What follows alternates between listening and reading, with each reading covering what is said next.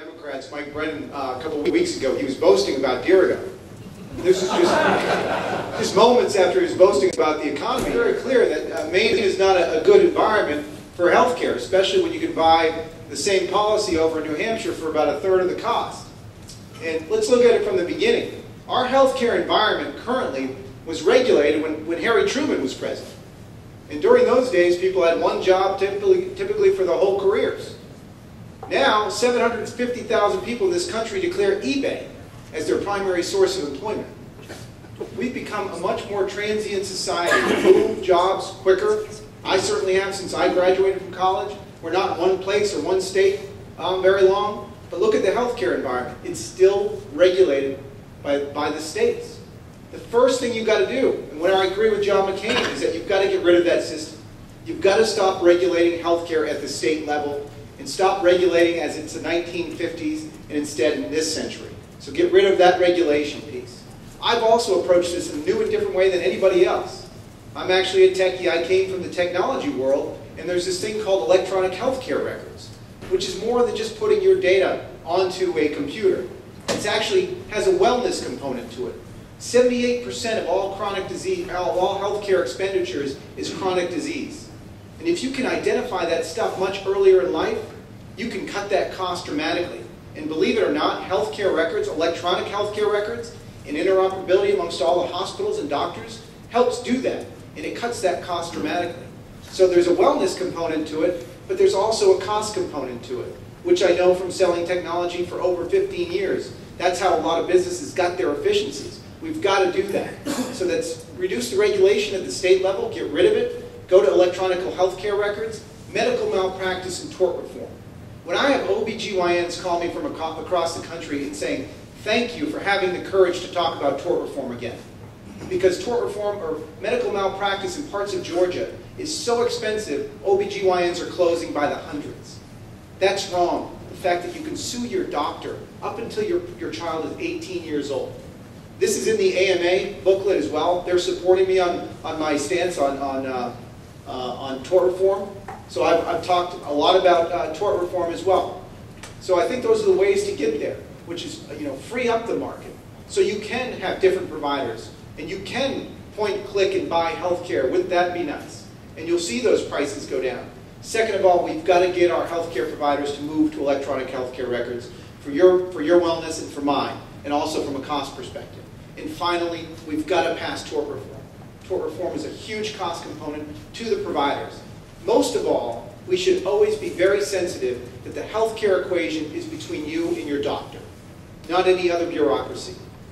And when they're talking about single payer or Dirigo, there's somebody managing that process.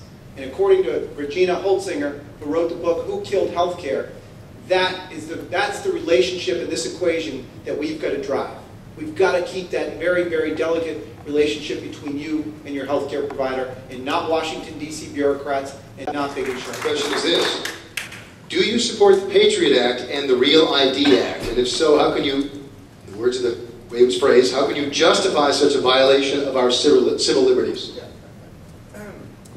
Once again, I'll clarify, because I sometimes make the mistake of feeling creatively bankrupt by using material over and over and over. But for those of you who don't know, I took constitutional law at the University of Maine, and then I took it again in graduate school. And what you're inherently asking about the Patriot Act is a question of constitutionality.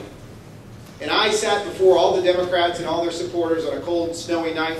I know Eric and Mary were there. Thank you for being there. And they asked this very question, and I did my homework on it. The elements of the Patriot Act that were considered unconstitutional or thought to be unconstitutional went before the Supreme Court. As a member of Congress, I'm not going to be sitting on the Supreme Court. I'm not even going to have a say in nominating those people that do, or have an advise and consent role in that. So the constitutionality is very much a delicate equation of how our Constitution plays out. The Patriot Act was passed, parts of it were heard before the court, and the court said, go change this, go change that, and we'll have a bill that's fundamentally constitutional. Where I probably get a little more politically concerned is what happened to the FISA Act back in December, right?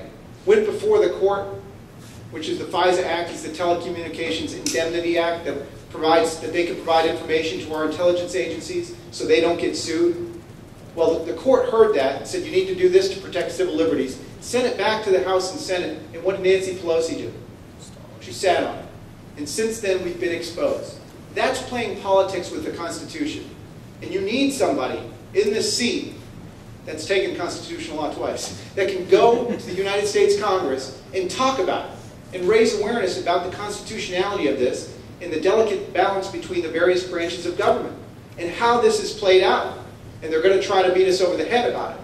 Real ID, obviously, is something that has not seen its day in court. And I know there's a lot of concern about it. However, I come from technology as well.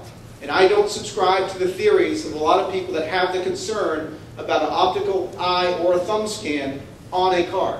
I don't. I think if you're concerned about your identity and everything associated with that, you should be equally as concerned about your Social Security number. And trust me, because I've had my issues with the internet and Social Security numbers. So I think that's the concern most people have, and I don't think it's justified. And I do think it's mysterious that Maine is one of the only states in the country that's rejecting it. And I also think it's mysterious that Maine was only one of the states in the country that allowed illegals to come in and get licenses. So I want to look at us really as a headlight for how to achieve this. Secondly, or finally, I would object to Real ID if it included RFID, which is radio frequency identifier, which means that they would know where you are all the time based upon wireless communication. I think if heard in court, that would breach our civil rights. So once again, I am not running for a spot on the Supreme Court. However, I have a reverence for the Constitution and also understand the process. And I think it will take somebody like me to be able to go defend the Constitution and how that plays out when Shelley Pingree or Ethan Strimling start assaulting it. Thank you. I think I'll address this in reverse order, if that's all right.